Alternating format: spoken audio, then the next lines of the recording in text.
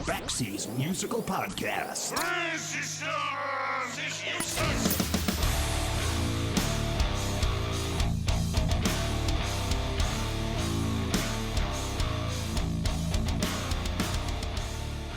Sometimes in life, things don't always work out the way that we had hoped. Sometimes it takes a while for people to catch on to things that we've done or the things that we are the most proud of. When it comes to music, the greatest bands in the world are quite possibly the ones you've never heard of before. Some of the greatest music ever written was quite possibly never recorded or never distributed or never got played on the radio. Life and circumstances and bad luck sometimes intersect with each other and get in the way of greatness or the appreciation of that greatness. And sometimes it takes a few years for people to start to realize what they had missed. And sometimes there's a band like Big Star. My guest today is Jody Stephens. Jody Stephens was the drummer and is now the last surviving member of the band Big Star. The story of Big Star is one of the most interesting, enduring, frustrating, and infuriating stories in rock history. This is the band that started off in the early 70s with Alex Chilton, Chris Bell, Andy Hummel, and Jody Stephens. This was a band that was poised for greatness until it wasn't. Ask anyone who has heard their albums, Number One Record, Radio City, or the Third Sister Lovers album, and you wonder how something this amazing, this wonderful, this perfect didn't become the biggest damn thing in the world. What happened? Much of that was covered in the 2012 documentary Big Star, Nothing Can Hurt Me, or in several books, including the one by Rob Jovanovic. In short, Big Star fell victim to horrible luck, including the ineptitude of their record company, who had a chance to properly release their first two albums and blew it with one distribution blunder after another. The result of which led to Chris Bell and ultimately Andy Hummel leaving the band. And while their third album was considered to be a flawed masterpiece, it was the last-ditch effort for a band that was barely holding together. But this story isn't just about Big Star. The story is also about the place where Big Star recorded their records, Ardent Studios in Memphis. Ardent Studios was founded in 1966 by the late John Fry. This was the studio that either mixed, recorded, or engineered music from Led Zeppelin, Bob Dylan, ZZ Top, B.B. King, Cheap Trick, Isaac Hayes, Joe Walsh, Leonard Skinner, R.E.M., Stevie Ray Vaughan, and hundreds more. And Jody Stephens is now the studio manager at Ardent Studios in Memphis. He's not only busy in that position, he's also making his own music with his partner Luther Russell, the former lead singer and songwriter for the 90s band The Freewheelers. Jody and Luther have just released their second album as the band Those Pretty Wrongs. The album is called Zed for Zulu, and it's wonderful. So as you can tell, there's a lot of ground to cover with my guest today, Jody Stephens of Big Star, on Backseas Musical Podcast.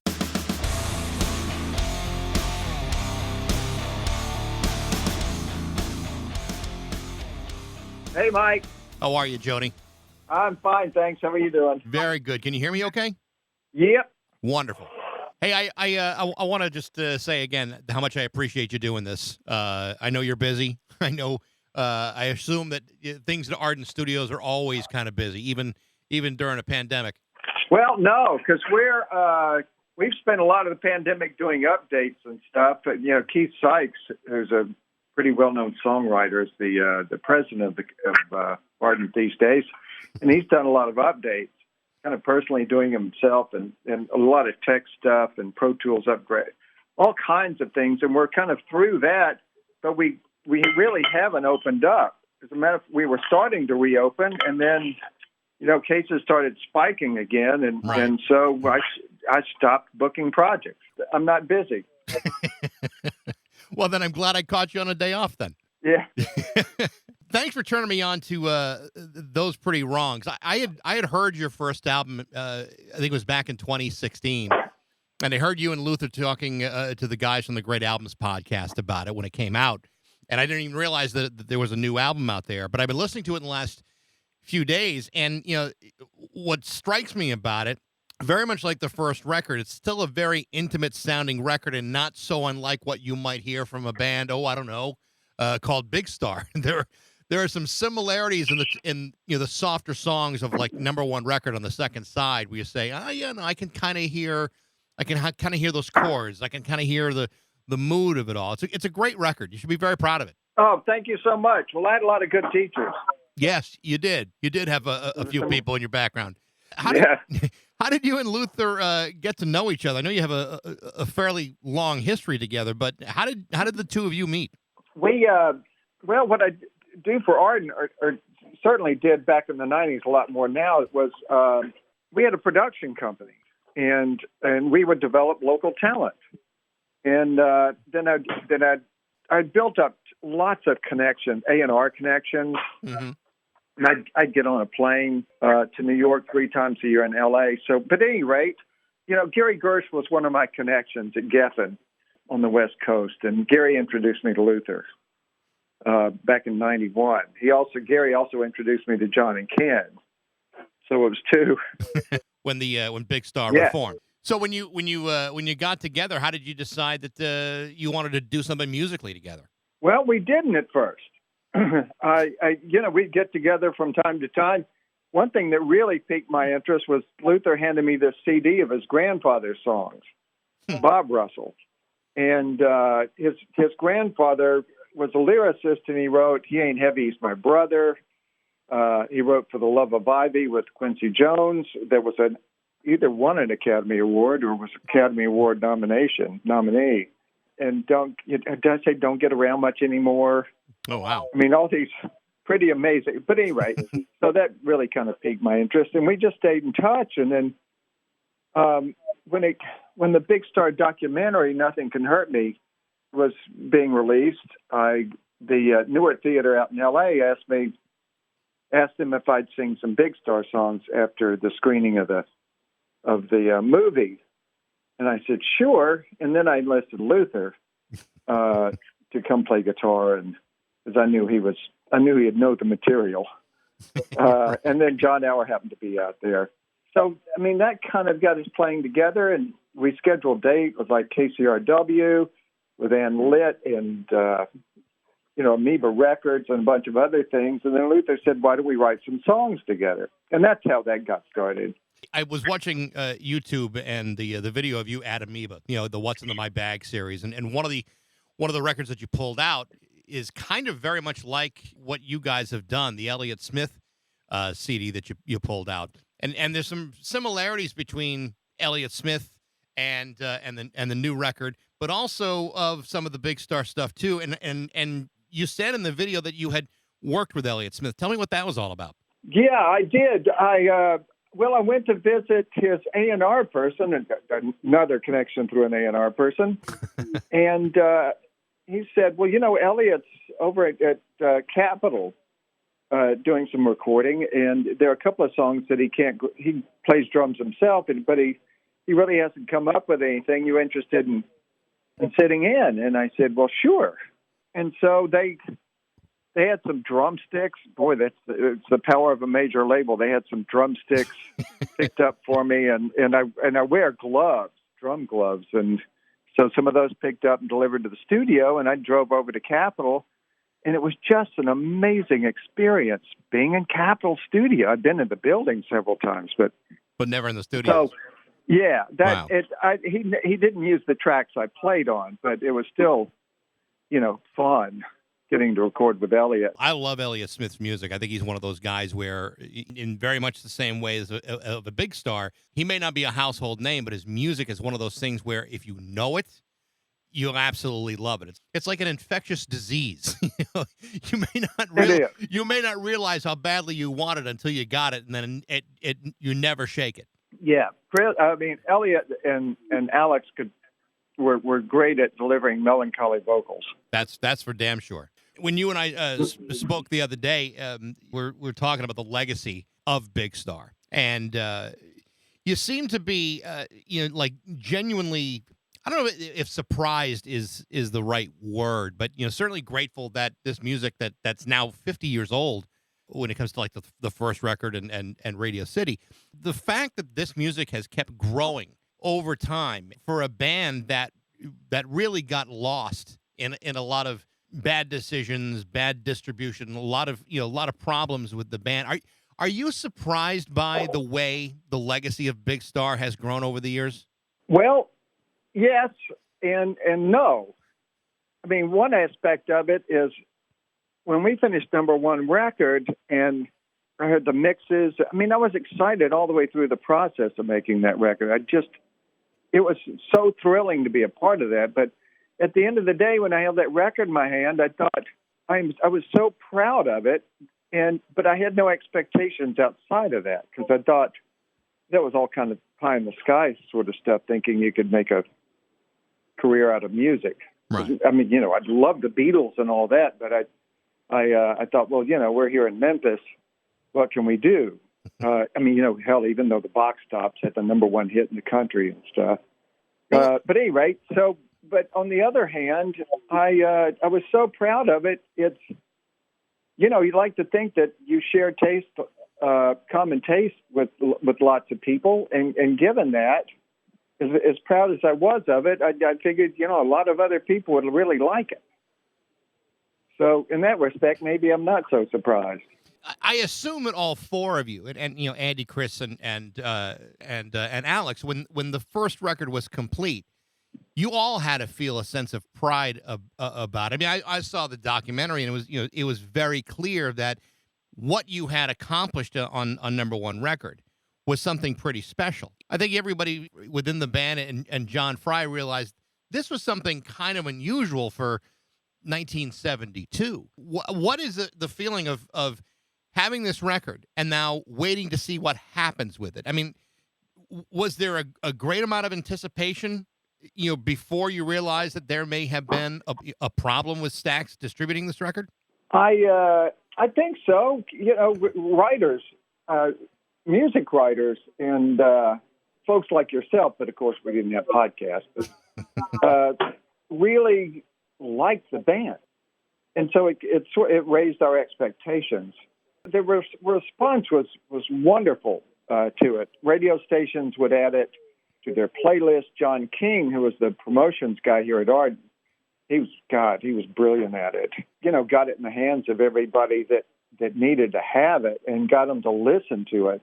There were expectations, but then we started hearing about problems of, I live in wherever city and I can't find the record. Could I buy a copy direct from Ardent?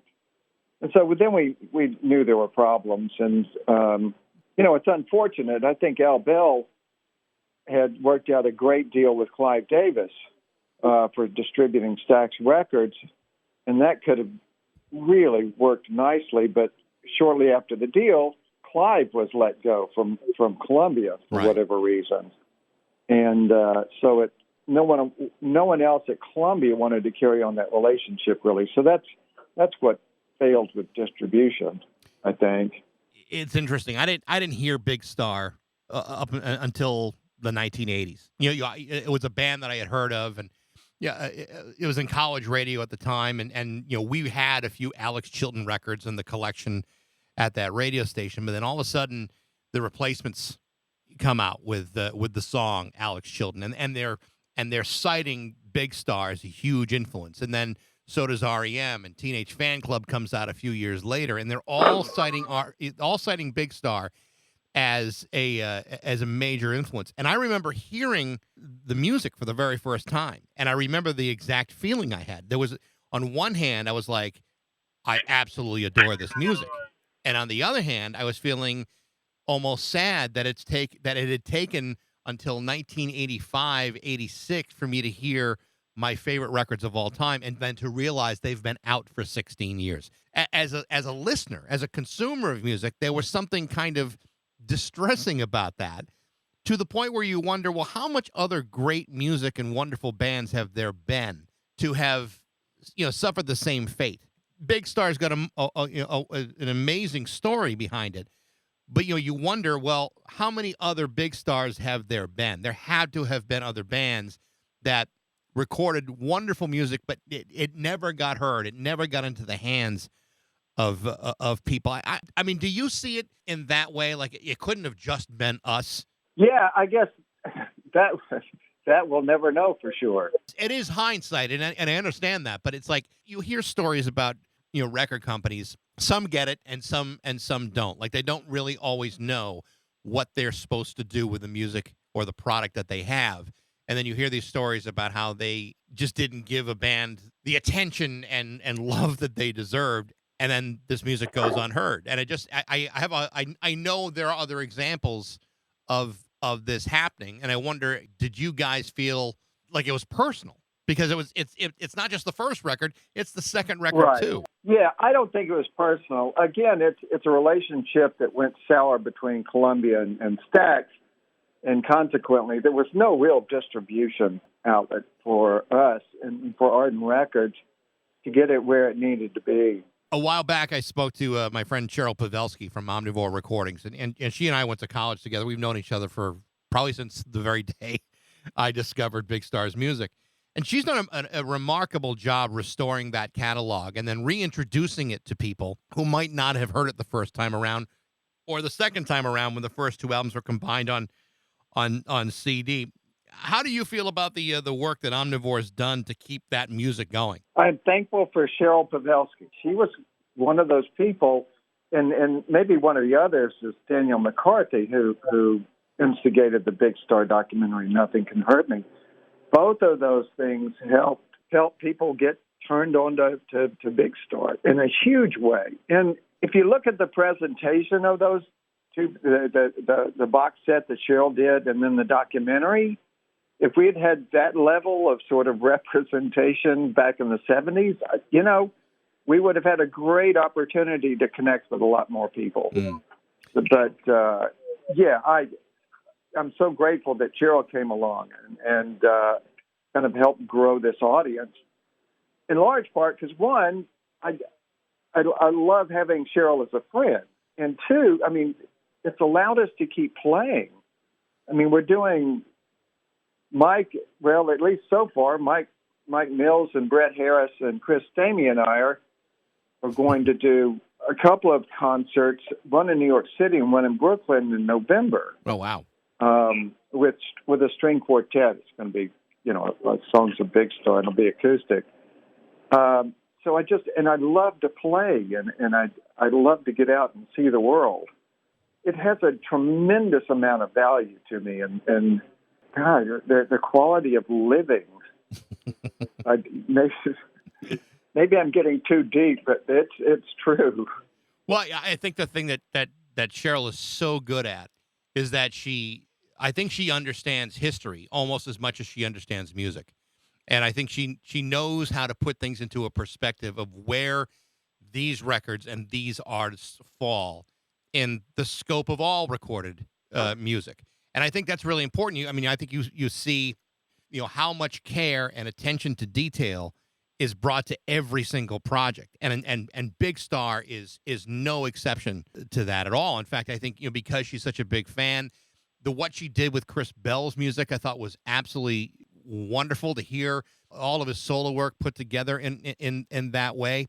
And even she's just released a set of Alex Chilton live on Beale Street, which is maybe one of the most joyful, happy-sounding performances I've ever heard Alex Chilton do. It's remarkably well done, the way she has embraced the music of Big Star over the years. Indeed. I agree with you. And I've yet to listen to that record, which reminds me, I'll put it on my listen list. Well, I think the very first time I heard Alex do Boogie Shoes by Casey and the Sunshine Band, I knew it was for something interesting, but then to hear it live and to hear him have fun, it was great. I want to ask you about Alex a little bit here, because one of the things I find really interesting about Alex Chilton's career, his solo career, in particular, it seemed like after the third album and things were kind of, barely holding on with like Scotch tape and Velcro, that he really seemed to want to distance himself from the whole thing and not be so much of a pop star, but really just express himself artistically and let the chips fall where they may. Did you feel like he was trying to distance himself from all of that due to the experience, or was it something different? If that's a multiple choice, I'd say all of the above. Primarily because, I'd hear an interview that he would do, and he would say something that, like there was one comment, he said, there's this band called Big Star. You should have a listen. It turns some heads. And then there are other things that I would hear that were more in line with, I'd rather put this in my past, which, I can't blame him. I'm sure he'd like to talk about what he's doing currently. No reflection on this. I love talking about Big Star. It's fine. Alex was predictably unpredictable. So any given moment, his response to similar questions can be opposite each other, and maybe for good reason. So when you guys reformed again in 1993, was it a tough sell for Alex to get involved, or how did that all occur, considering how hard he was trying to not turn his back on it, but to certainly step away from what Big Star was all about? Well, I hadn't seen Alex in a while. He's living in New Orleans. Mike Mulvihill called me, and two guys, Mike Mulvihill and Jeff Breeze, and they were on the committee for the Spring Fest at the University of Missouri, or hopefully I've got that right. And they asked if I would, join Alex and play some Big Star songs. And I said, sure, just call Alex. I don't have his phone number, but, get in touch with him. If he'll do it, I'm glad to do it. And so they found his phone number. They called him, and I think he said, well, I'm not doing anything else that day. And it didn't seem like much of his joining didn't seem like much of a problem. He was glad to do it. Let me correct that. He agreed to do it. I hate to put emotion and suggest emotions for Alex, but he agreed to do it, and then so Jeff and then Mike went about trying to find two other people to join us to do those songs, and they weren't really. Nobody was available on their list. I said, well, call John Hour and Ken Stringfellow. And really, John Hour, because I didn't know Ken played bass. And they did, and John said, yeah, and then Ken goes, wait, I play bass. So that's how they joined. It's, again, through that connection with Gary Geffen and things, kind of, if you just walk through this world and you're not a jerk, you make some really fine friends out there. And I was lucky that I ran into John and Ken. When you're playing this music after all this time, and I know you guys didn't necessarily perform a whole heck of a lot, in those earlier days. But when you're playing this music after 40 years have passed, or 30 years have passed, or whatever it wound up being, and the reaction of people, your fans, who are hearing you guys perform this music for the very first time, as a guy who's involved in the band, I mean, what did it mean to you guys to see the reaction people were having? I thought it was pretty amazing. At the Spring Fest in Columbia, there was this one guy who stood about a foot taller than most of the people in the audience. And he had this gigantic smile on his face through the whole set. And it was just, it was a fine feeling looking at that. It kind of reassured me that people were there to enjoy the moment as opposed to critique it. Because, hell, I hadn't played in 2.5 years prior to that. It had been a while. So I was nervous. But I did do some woodshedding and practicing and stuff to get there. But I was still kind of nervous, and that guy's face, and a lot of faces in the audience were reassuring. But the cool thing about that nervous, I think we were all nervous, and it shows in that performance. But it was the outcome of being nervous was a positive outcome. I think there was this really kind of cool energy to that performance. I would think it'd have to be in many ways just overwhelming, because again, it was a building legacy that all of a sudden now it's 1993, 1994, and you're finally getting recognized for the brilliance of these three records, and people are finally getting to hear it. And I would imagine that it had to be just overwhelming to be a part of that. It was overwhelming. I mean, we all had this, a lot of people referred to it as, this cult sort of community as being part of one that, has a little secret handshake, and that's Big Star. And that's what it remained for a long time. It was so cool to be a part of this community where we all had this thing in common. That was, the music, Big Star's music. And I don't know, we got a lot of mileage out of that from, releasing that record. And we played 4 4 dates in the UK and one in Holland in '93, and then we went to Japan the next year, did 5 dates, and we've been kind of all over the world. So it is kind of overwhelming when I think about it. I try not to think about it too much because I get nervous because then all of a sudden I have to live up to something. And I'd rather just enjoy doing it than trying to live up to something. One of the things that you certainly saw it in the documentary, and certainly you see all of it on the Rob Jovanovic book about Big Star, is the importance of the studio, Ardent Studios. And the more you read about what Ardent is all about, and all the incredible music that's been recorded or engineered or mixed in that building and in its your previous location, you realize there's something very special about those studios. As the guy who's now in charge of it, what is it about Ardent Studios that makes it so important to musical history? Because I mean, you're talking about an amazing lineup of work that's happened over the last 55 years. It really is amazing. I mean, John Fry kind of coined the phrase, you know something kind of magical can happen at Ardent because it has. And early on, and just to clarify, Keith Sykes runs Ardent. He's our president, and he's a fantastic songwriter and performer, and played with Jimmy Buffett and co-wrote a few songs with Buffett and John Prine. But anyway, Keith runs it, and I help run it. So initially, it's John Fry's relationship with Al Bell.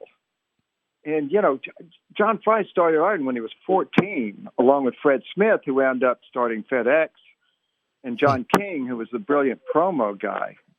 And so John instilled confidence from an early age, and built this relationship with Stax, and he added Terry Manning on, and Terry was good at building relationships.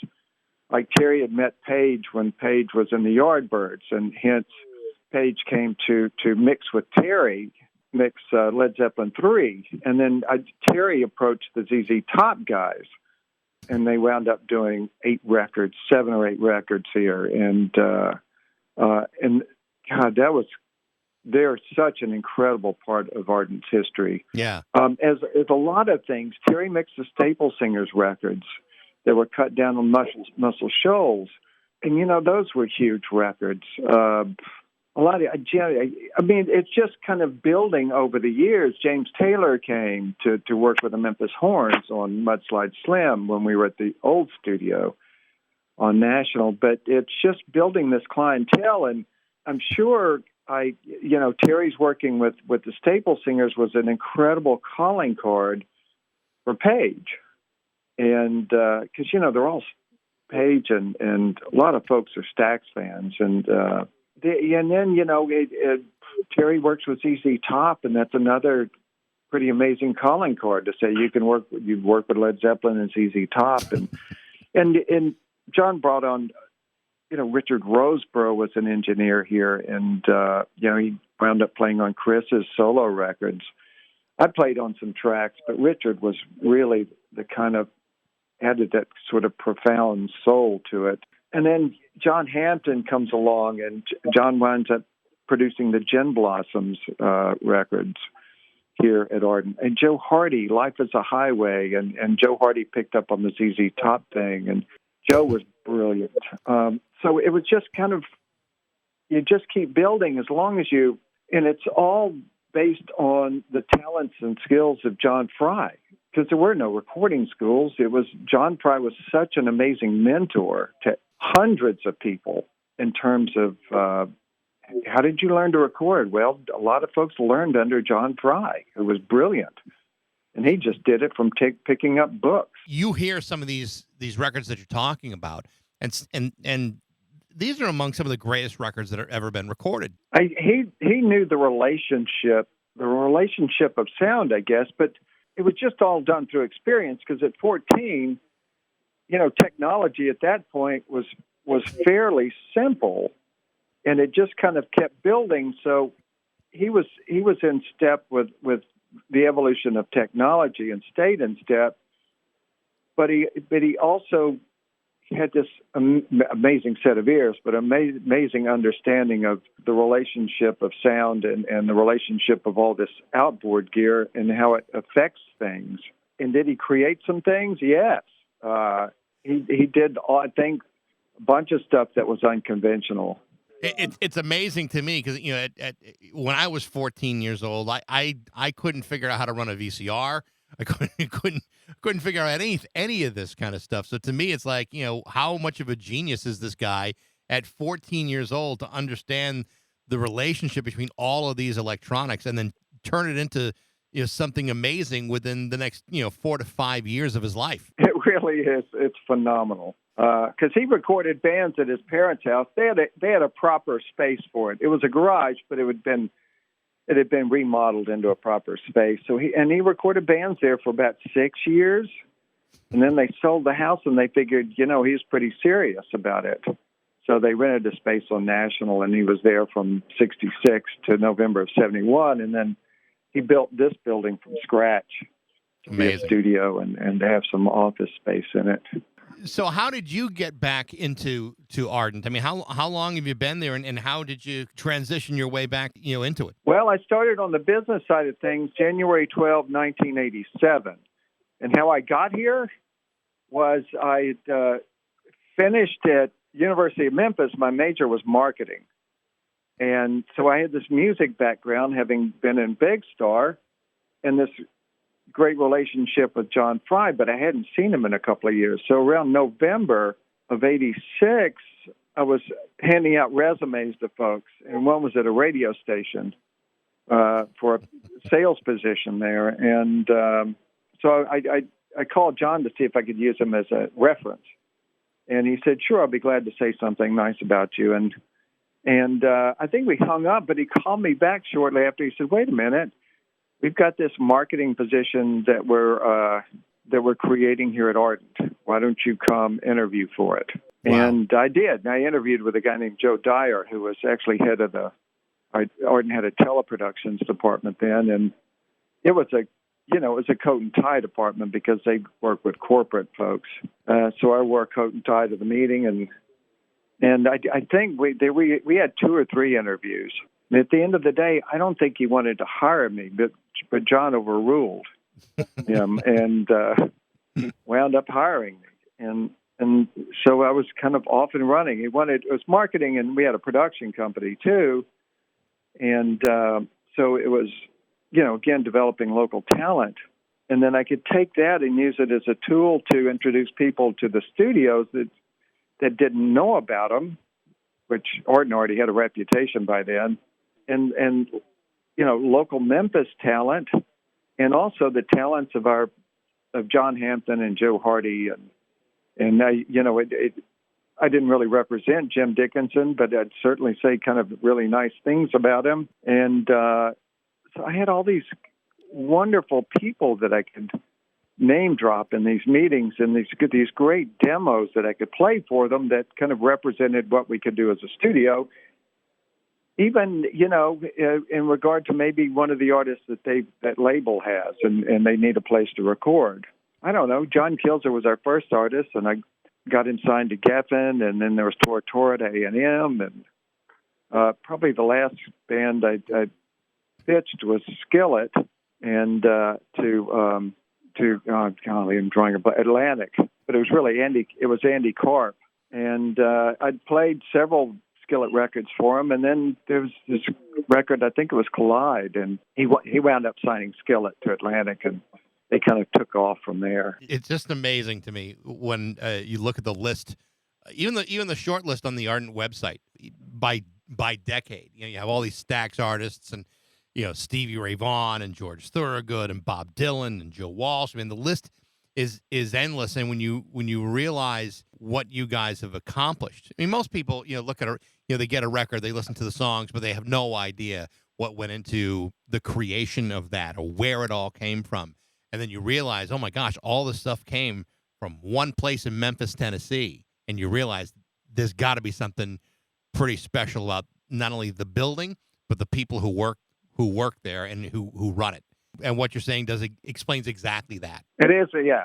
It's really, of course, it is a special place. The gear we have here we have some incredible vintage gear, but I mean, John's always been kind of a state-of-the-art guy as much as he could be. So, and he's always kept all the gear in great working order. And it's a really wonderful building to walk into because we have this amazing courtyard that I've been walking around in. It's completely enclosed in glass, and there's a fountain, and it's just, you don't feel like you're cooped up inside a building all day. Yeah. Even though you're in a climate-controlled environment. And that's the difference between guys like the John Frys of the world and guys like me. The first time something breaks, well, that's it. We're done here. Time to close the place up and never reopen. Yeah, but then I mean, once you achieve a certain level of quality and the building and the gear that you offer, then it's certainly all about talent. Yeah. And that's certainly what I discovered in talking to A&R folks. And they're pretty much more interested in the talent, engineering and production talent that you have more so than the studio. I mean, although we did have, like, REM came for Ardent, and because I was actually in Nashville on business and found out they were recording in Nashville and went and met them, and so I was lucky to have established that relationship. I knew Mike and Peter had said some nice things. So, but they brought their own engineer, and there are bands that from time to time that do that, and they come for Ardent, and it's you walk through Ardent stores and you have this amazing sense of purpose about what you need to do. Well, Jody, it's a real pleasure to talk to you again. The name of the new record by Those Pretty Wrongs is Z for Zulu. It is excellent. And I do appreciate the time today. So thank you so much. Sure. Thanks. I appreciate the interest. You bet. Thank you, Jody. You can check out the new album from Those Pretty Wrongs by Jody Stevens and Luther Russell called Z for Zulu's, available now on Burger Records. Thanks for listening to the show. If you like what you heard, share it, rate it, follow along on Facebook, Instagram, Twitter, and Spotify. You can also email me at bax@rock102.com. I'd love to hear what you think. And thanks again for listening to Baxi's Musical Podcast.